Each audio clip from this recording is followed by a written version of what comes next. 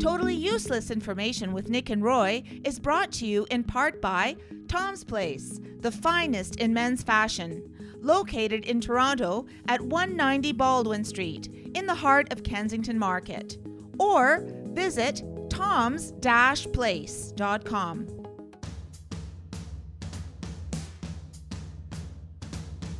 It's everything you never needed to know. This is Totally Useless Information with Nick and Roy. Listen, laugh, and learn. In Arkansas, you'll be arrested if you blow this. Are all Plinko chips the same on the Price is Right's Plinko game? Hi, I'm Nick.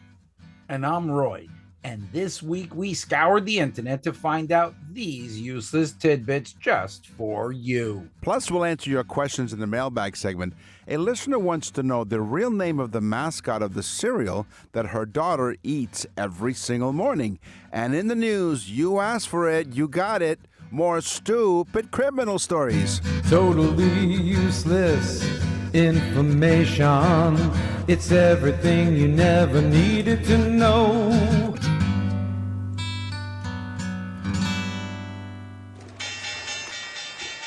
Wall Street, Bay Street, NASDAQ, Hang Seng, loonies, toonies, dollars, and yens.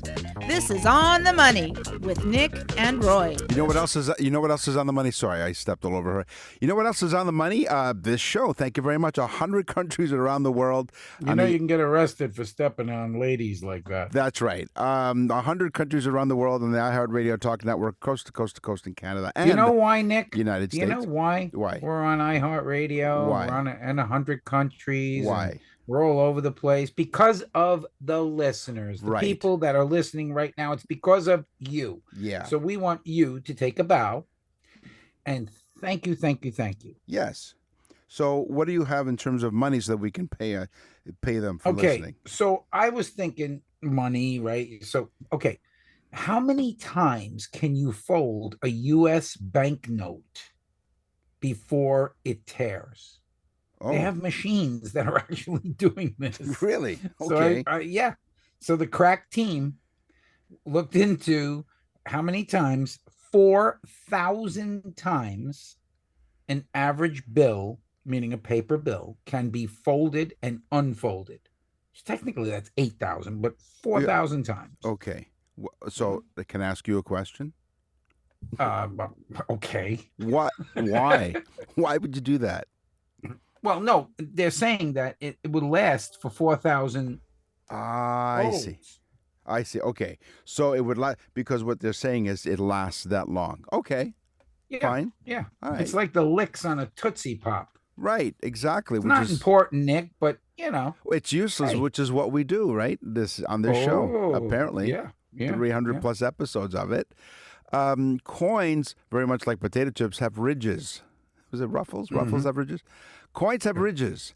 Technically known as reeding, R-E-E-D-I-N-G, or milling, it's to combat the 17th century issue of coin clipping.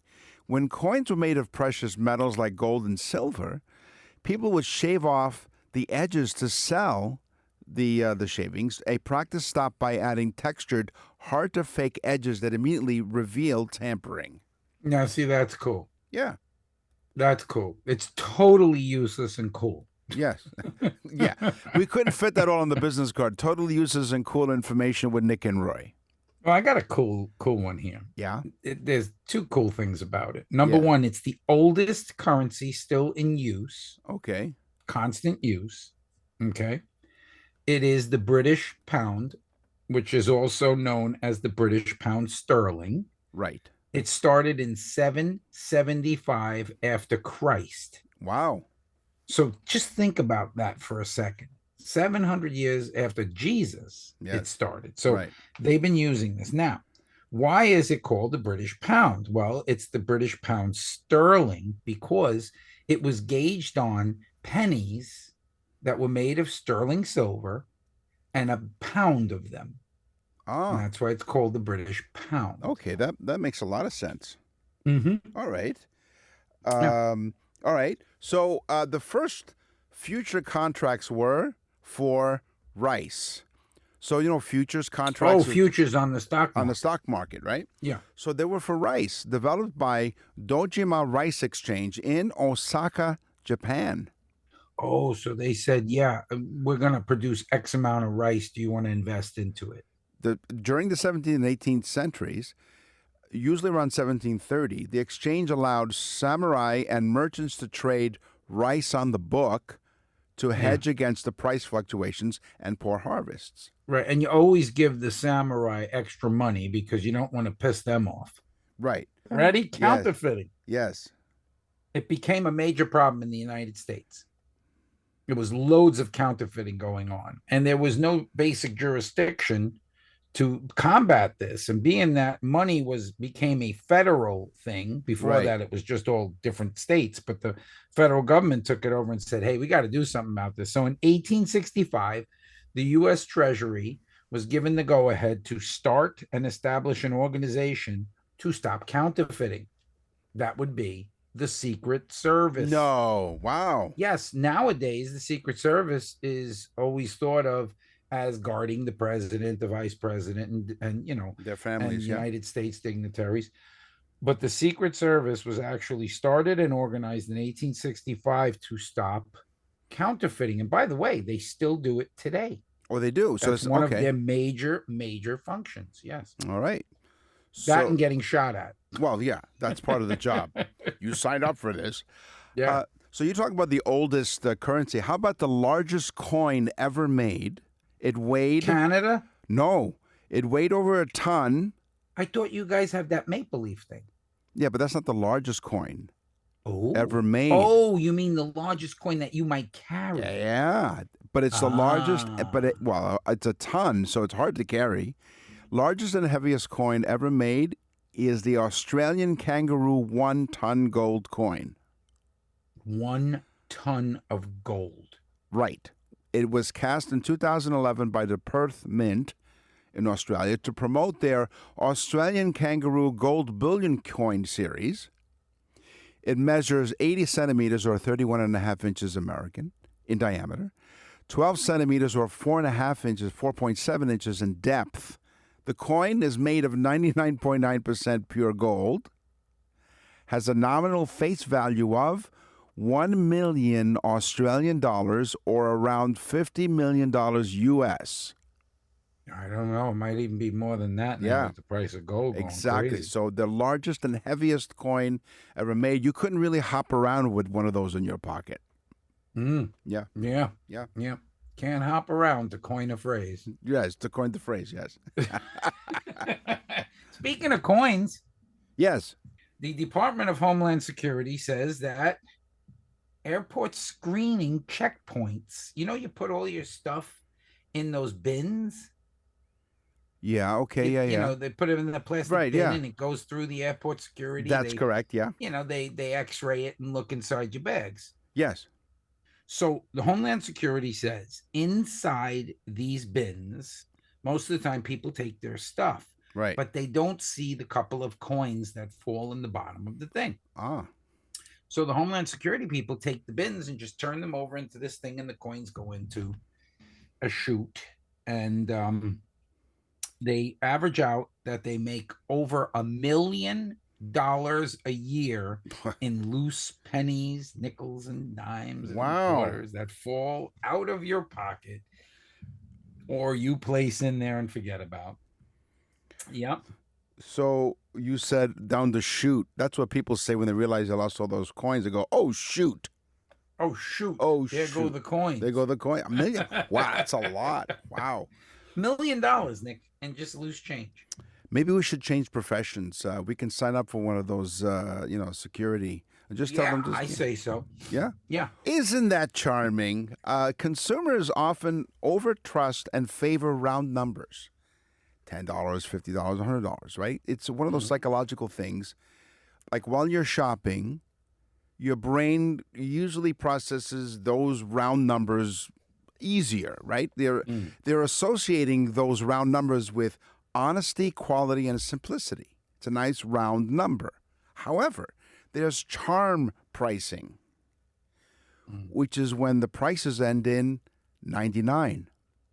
So, for example, if instead of saying $50, it's $49.99, a signal goes into your brain saying, "Wait a minute, this is a bargain. It's less than $50. $40. It's It's 40. under 50. That's right. Yeah. Even though it's like Do you remember we used to do that all the time? Never make it $50. It's Right. always $49.99. Well, to explain, do it when? What did you have? What business did you have that we did that for? Electronics, Right. electronics store. But if you think about it, Right. if you get that, you lose that penny by not selling it for 50. But Right. in the same respect, if something was $35, you'd make it $35.99. Right. You'd pick up $1. So There you go. But the 99, but it just sends this signal in our brain that it's like it's preferred for luxury or emotional purchases, especially. Really? Yes. Well, I was emotional putting all those dollars in my pocket. Yes. I got emotional when they took them out. It was a long, long time ago. Oh yeah. Yeah. All right. You know what's really amazing when you put a smile on people's faces is when you go to nickandroy.com and you click on the Nick and Roy store, and you can order a very special birthday message for your loved one. Yeah, it's the thing to do, folks. And if you listen to this show, you know that we talk about it, but you got to do it. Go to nickandroy.com. Go to the Nick and Roy store. It's on the top of the page, and click on it. This gift, I'm telling you, how many times do you say, I got to go get a gift for somebody? It's a hassle.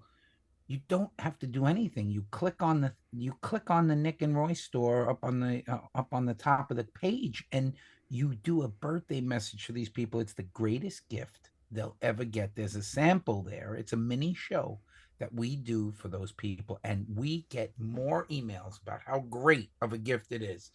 I'm not going to talk any more about it. It's great. Trust me. Where do they go to listen to our show, Nick? They go to nickandroy.com. You can check out all of our library of episodes there, nickandroy.com, or you can go to the iHeartRadio app on the iHeartRadio network. We're educating thousands of useless people every day. That's why we say listen, laugh, and learn. Nick and Roy will continue with totally useless information. To access the full library of episodes, visit nickandroy.com. That's nickandroy.com. Hey there, it's Wayfair here, where delivery and setup are as easy as a few taps on your phone. You're relaxing in an old hammock, scrolling Wayfair's app, when you spot it, a brand new patio set. Next thing you know, Wayfair delivers it right to your patio and sets it up. Oh, you need a new grill too? All right, Wayfair's got you covered. With Wayfair's room of choice delivery and fast expert setup on qualifying orders, life gets a little easier. Visit wayfair.com or the Wayfair app. Wayfair, every style, every home. Totally useless information with Nick and Roy continues. Listen, laugh, and learn. All rise! Totally useless information court is now in session. This is totally useless law information with Nick and Roy. Objection. Overruled. So, by the way, the voice lady is in on that, and she does a great job, of course, with some of the intros. But she sent me an email, and she said, play this, but don't listen to it first. So, Okay. There's a surprise. I'm apparently. excited. Okay. Here are some funny law trials. Okay, they're funny names. So there's the case of Death versus Graves. A guy named Death sued a guy named Graves for colliding with Death's motorcycle. You can't make that up. Death was hurt, but Death lived. Wow. Right? Yeah. The other one, there's another one here. Another example of a funny law trial name is Terrible versus Terrible. Do you think he did grave damage to Graves' car? He probably did. And And you know what? Then maybe if it was a hit and run, Death escaped him, I guess. So, Terrible versus Terrible. Ooh. It was a sounds like a divorce. It was a trial. divorce case, absolutely, where the spouses' last names were terrible. Now, the fact that it gets confusing when people with the same surname sue each other, I guess. But it's like, you know what? You're terrible. You know what? You're terrible too. And there you go. So, Could you imagine the family hated the kid and named him Really? Really terrible. here's really terrible. There you go. Goodness. Okay, this is my tease. Yes. In Arkansas, what happens if you blow this? if you blow your horn in front of an establishment that sells cold drinks and sandwiches. Now think about how detailed this is. Okay. If you go in front of an establishment that sells cold drinks and sandwiches, Yeah. whatever. I guess a hamburger is a sandwich. I guess a sandwich is anything handheld. Yes. Well, it's an You will get arrested.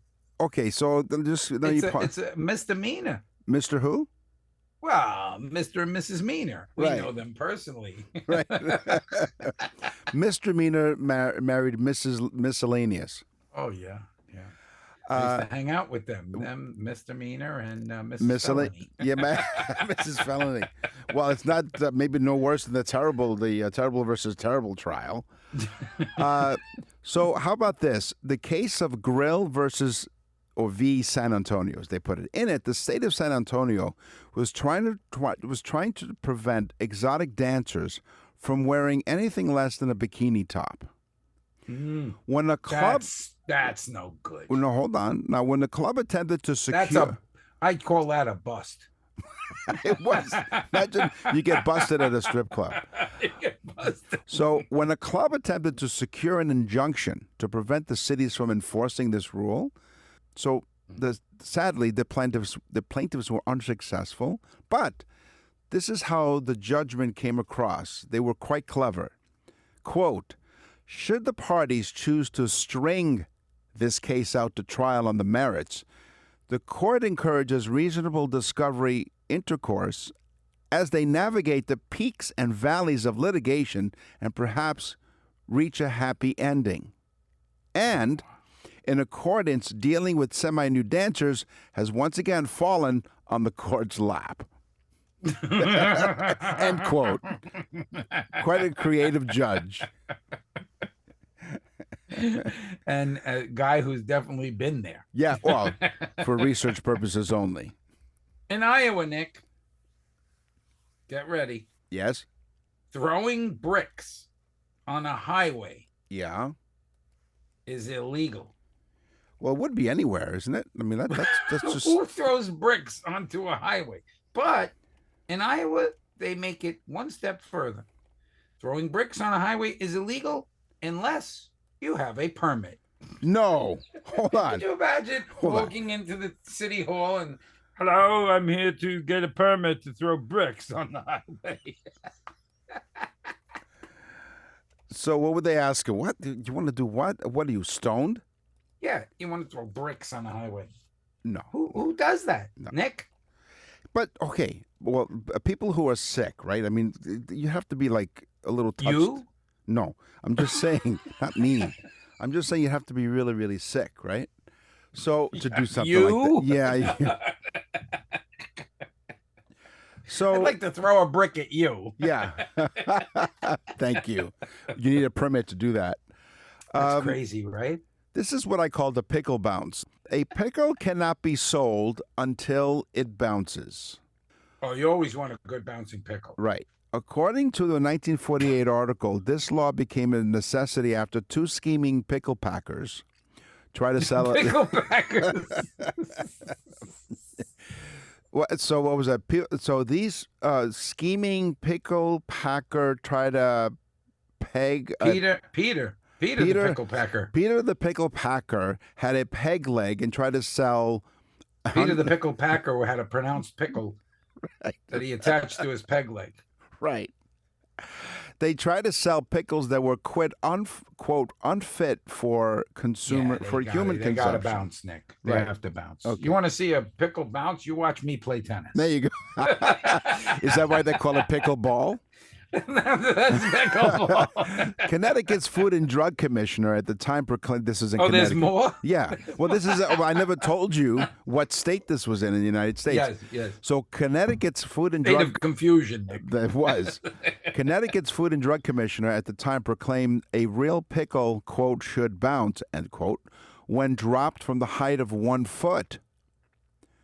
When the dumb law was first enacted, a man was arrested and fined $500, which was the maximum penalty in 1948 in Connecticut. It is against the law, Nick, in Louisiana, Yeah?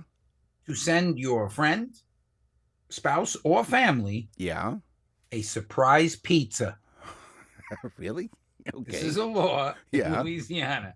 Now, what happens if, let's say, your wife is home sick Right. and you say, I'm going to surprise her and just send her a pizza so she can have some lunch? That's nice. Wouldn't that be nice? Very nice. But I think. nope. Not in Louisiana, Nick. It's actually they called it something like a high misdemeanor. Oh. And by the way, it also includes any food items. So you can't surprise somebody with a pizza, or I would assume other takeout food items. Right. Okay. Yeah. Wow. But if your wife is sick, you would send her soup, not pizza. That would be a food item, Nick. You send her a surprise soup, you're going to jail, Nick. Okay, fine. Your goody two shoes. With a bouncing pickle. So, although if your pickle's attached to your peg leg, you're a goody two shoe. That's right. Absolutely. So I don't know if where you've come across this, but there's a law. There. Okay, you've just confused me. Thank you. It is illegal to hold a greased pig contest. You can't have a greased pig contest? No pig greasing. Yeah. Now, this is in Minnesota. Now, we know that winters can be really long, but there's no good reason to hold a greased pig contest. Bacon has enough grease. You don't have to grease it up. Yeah, but this is before it becomes bacon. Since 1971, it was considered to be a misdemeanor, that's misdemeanor again, in the state to operate, run, or participate in any activity where a pig is... Pig greasing. Where in any activity, right, where a pig is oiled up and released with the object of being recaptured, and the same goes for not just pigs. Oh, so basically, if you bring the pig to your bedroom and grease it all up, you're all good. You have to release it in order to get in trouble. That's correct. You know why, Nick? You know why. Why? They're wording it that way because Why? the people grease them up and then they try to catch them. Right. Well, you can. They probably hurt the pig because they're jumping on top of the pig. This poor little pig is being smothered by a human body to try to hold it and capture it. Hold on. It's not just pigs. The same goes for turkey scrambles. You can't do that either. No. Violation of this rule is considered, again, a misdemeanor. And it's called the gobble gobble law. It's considered a misdemeanor and may result in a small swine. I mean, sorry, a small swine. A small... It may result in a small fine. Nick and Roy will continue with totally useless information. Let's talk men's fashion and the best time to refresh your wardrobe. Hi, Nick and Roy for Tom's Place. Pick fresh spring patterns and vibrant colors and fine fabrics from European and Canadian-made designers. Even the hottest new arrivals are on sale. Say hello to spring with 50% off selected sport jackets as well as designer, casual, and dress pants. And you won't find this anywhere else. Designer suits from $650, now only $399. Did you hear that? $399 for a designer suit. But Tom makes it even better. You can get 3 of those suits for $1,000. What? Wow. Plus, suits marked down from $599 now from $249. Complete the look with a vest, dress shoes, and accessories. Great quality, unbeatable value. Got a wedding, graduation, or formal event coming up? Why rent? Look your best with a 100% lightweight wool tuxedo starting at only $595. Step into spring with style and a deal. Visit Tom's Place, open every day at 190 Baldwin Street in Kensington Market, and on their website, toms-place.com. That's toms-place.com. Tom's Place will suit you. We're back with totally useless information with Nick and Roy. Listen, laugh, and learn. Okay, in North Carolina, Nick. Yep. If you're a grandma in North Carolina, you better heed this message. Why? Listen up and listen good. Okay. If you drink alcohol, do not, I repeat, do not go to play bingo. because you will be handcuffed and taken to jail. Oh. It is illegal to drink an alcoholic beverage while playing bingo in the state of North Carolina. If you go to South Carolina, Right. party time. B16, I'll have a shot. Wow. Bingo. Okay, then. Bingo. Thanks for joining us here on Totally Useless Information with Nick and Roy. And yes, once again, if you do have the opportunity to go to the website and you go to the bottom of the page and you sign up for our newsletter, it's absolutely free. It's free. It's free. That's right. Go to nickandroy.com. This is Totally Useless Television Information with Nick and Roy, the two guys that put the boob in boob tube. You're on The Price is Right. Yes, that's right. Yes, we do put the boob in boob tube. And No, it wasn't you're on. You're the next contestant. You're the next contestant on The Price is Right. Just a little rabbit hole here, and I'll give you my teaser, which is about Plinko. So thank you for that little lead-in. I But always like the rabbit hole to be on the smaller side. well, but don't grease the monkey. No, so don't grease. Don't grease the rabbit. Wow, there you go. Yeah, that's a bizarre mind, folks. At work. So here's a little bit of a rabbit hole. So the iconic "Come On Down" by the late Johnny Olson was not really supposed to be read that way. It was just basically just "Come on down," Roy Casio, "Come on down." But he really animated it and became the iconic "Come on down." And if you are asked to come on down and you're going to play the popular game of Plinko, you're probably wondering about the Plinko chips, because it has a lot to do with the weight and everything else that happens. So there are officially 10 Plinko chips.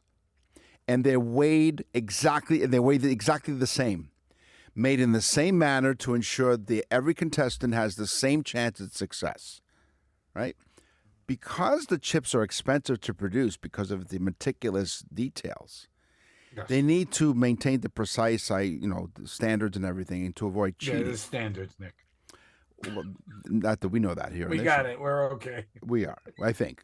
They're protected. You gonna read us the rules of the game now? No, but they're protected from wear and tear, not allowed to be taken home by the contestants.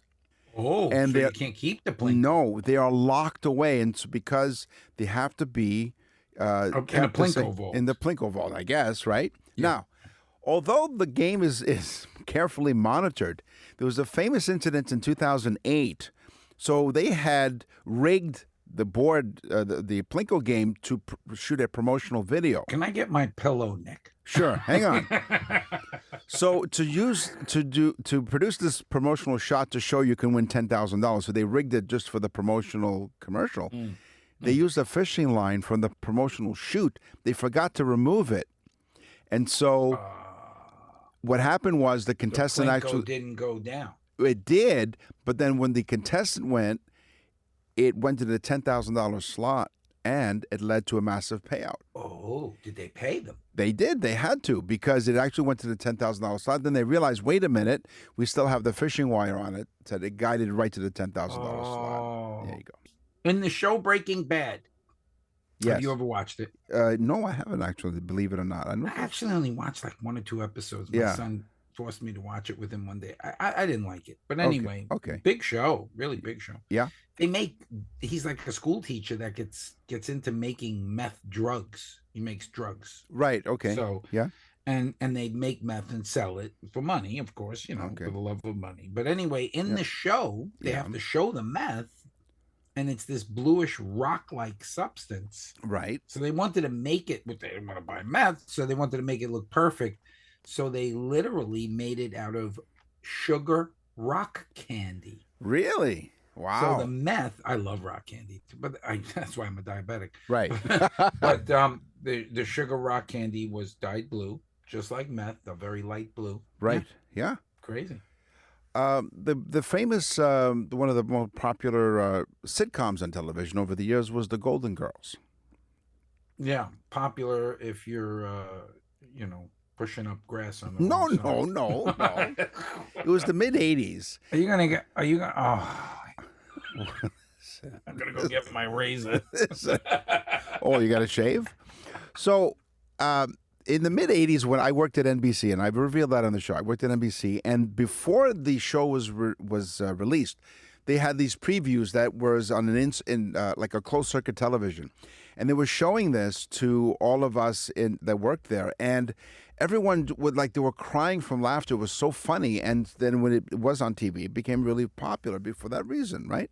Okay, now the clothes that they wore or didn't wear. B. Arthur, who played Dorothy, hated I had wearing the hots for her. Did you?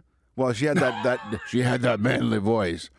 Yeah, She was also, of course, she was also Maud, right? Okay. Uh-huh. She hated wearing shoes so much that she altered her contract to say that she can walk around on the set barefoot. Mm. Now she also She wore. seems the type. Yes, she also wore clip-on earrings because her ears were not pierced, and they were so heavy, some of the earrings, that her ears went numb. Oh, Rue yeah, along with her McCallaghan, feet. along with her feet, yeah. Rue McCallaghan, Yes. in her contract, she was allowed to She keep. got to keep the dresses, right? Yes, exactly. I heard that. Didn't we do that once on the show? No, we That didn't. She kept all the dresses. No, you know what it I think was? so. I think someone had asked. I think it was a mailbag question because they were a fan of the Golden yeah, Girls. that's cool. She got to keep, and then her character is all designer clothing. Exactly. And lastly, Sophia, she had that straw purse always with her. Yeah. So Estelle Getty, the actress who played the character, found it while shopping for props in Los Angeles before her audition. She walked in with it, and she got the role, of course. She was great. She was you know what? She played the oldest character. She was the youngest one of all of them. Really? Yeah, there you go. Oh wow. Yep. You've watched The Office, the comedy sitcom The Office with? Yes. Did you ever watch it? Yeah, well, love that. I think there's a British version, but then there's the American version with Yeah. Steve Carell. Carell? Yeah, Steve is a funny. He's show. great. It's very good, very Yeah. well done.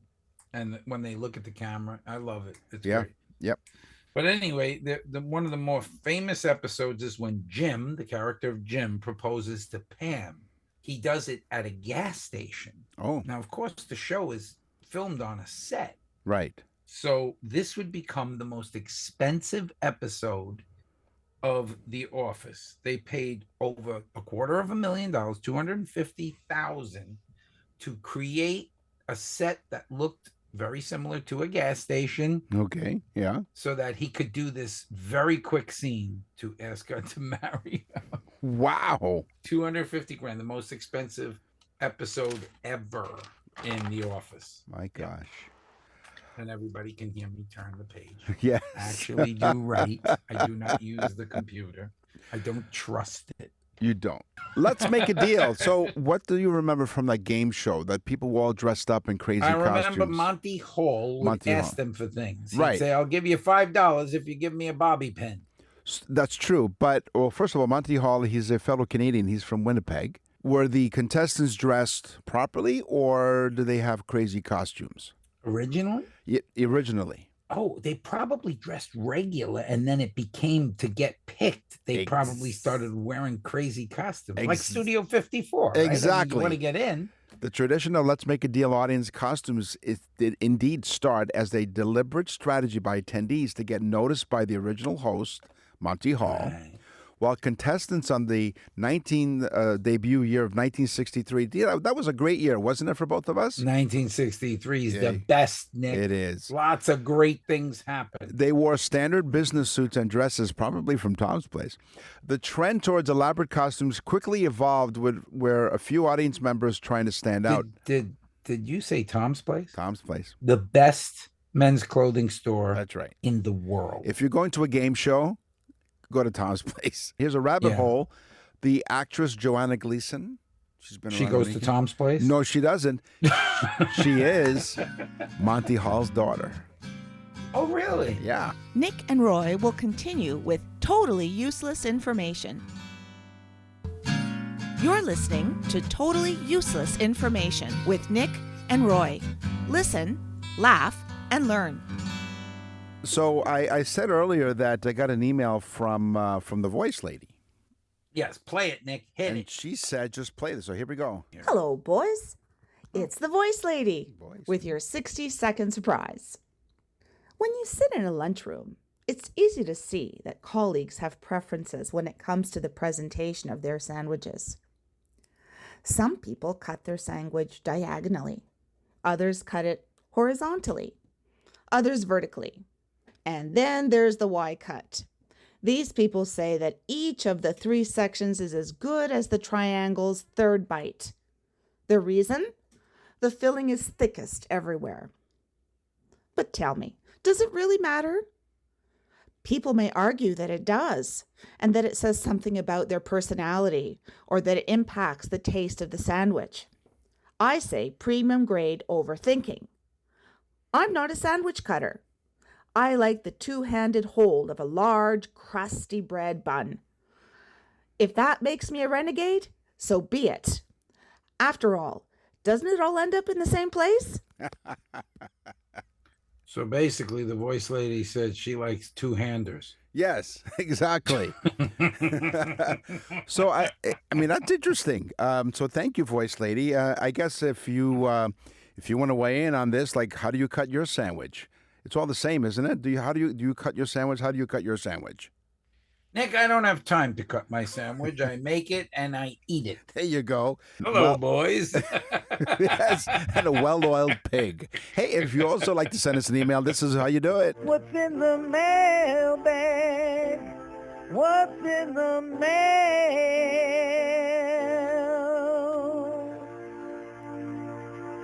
You go to nickandroy.com and you can weigh in on how you cut your sandwich. Also, you can send us an email like this listener did, Sherry from Gander, Newfoundland. Now, Gander, Newfoundland may sound familiar. On the day of 9/11, that tragic day of 9/11, planes had to land all over North America, and a lot of planes landed at Gander, Newfoundland. And it was this whole scenario that panned out actually over the course of time. And people were accommodated. And to this day, 25 years later, people still go back to Gander, Newfoundland because they've been friends ever since. Dear Nick and Roy, we love listening to your show. Your so-called useless facts are quite entertaining, and you two make us laugh. Okay, here's my question. We love eating cereal. In fact, my daughter loves eating cereal. She loved Captain Crunch as a kid. Does Captain Crunch have an actual name? Yeah. He does. Captain Stubing. No, it's not.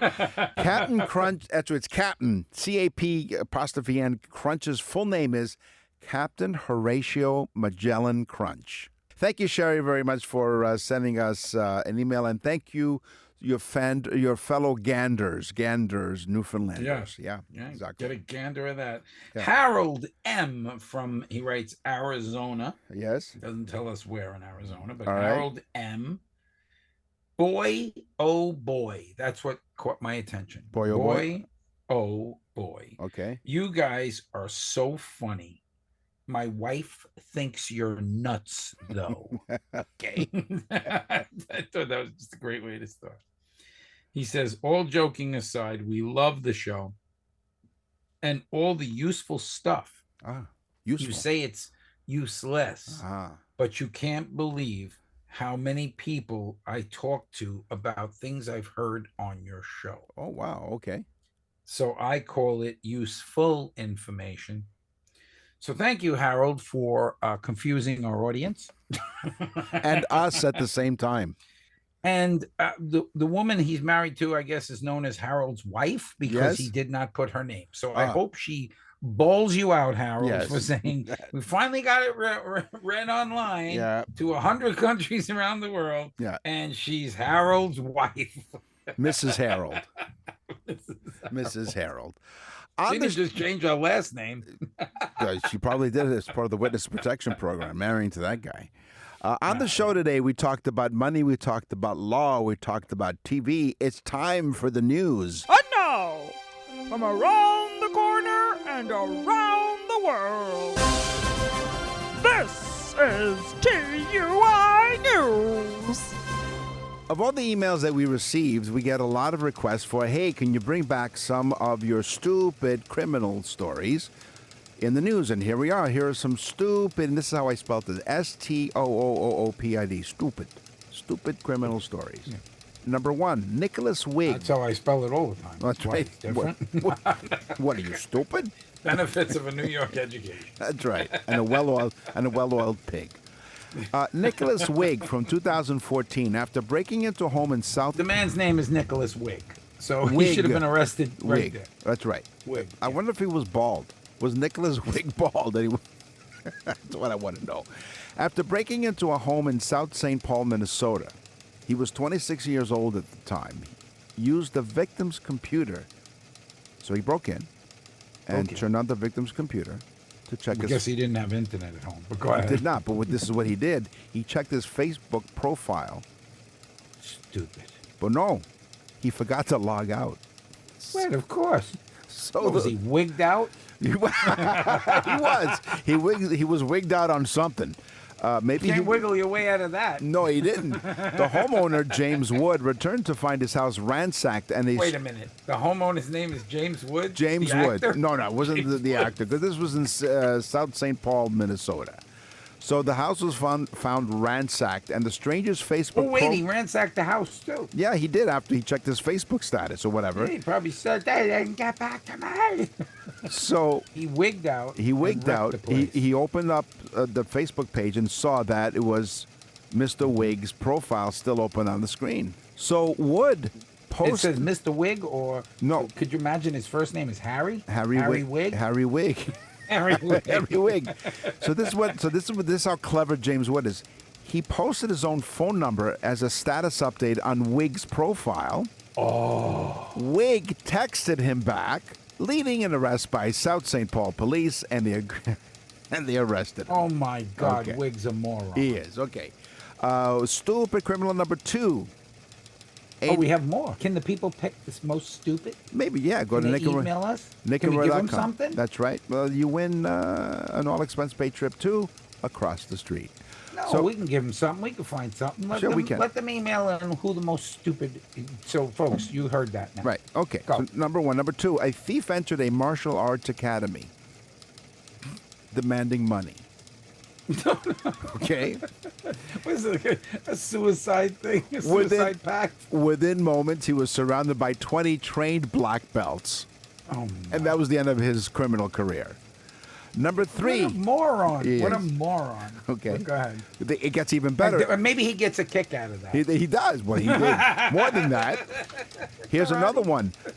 Number 3, the car thief. A man tried to break into a car, unaware it belonged to a martial arts instructor who intervened to stop him. Wow. Yeah. What a bad person to pick. That's all the time we have for this episode of Totally Useless Information with Nick and Roy. And we encourage you to tune in next week, because we will scour the internet far and wide to find more totally useless information just for you. So until then, tell a friend to listen to this show, because that's why we're in 100 countries and millions of listeners. Thank you so much. I'm Nick. And I'm Roy. Thanks for listening. Totally Useless Information with Nick and Roy is recorded and produced in Canada. For more totally useless information, visit nickandroy.com. That's nickandroy.com. Totally Useless Information with Nick and Roy has been brought to you in part by Tom's Place, the finest in men's fashion. Located in Toronto at 190 Baldwin Street in the heart of Kensington Market. Or visit toms-place.com.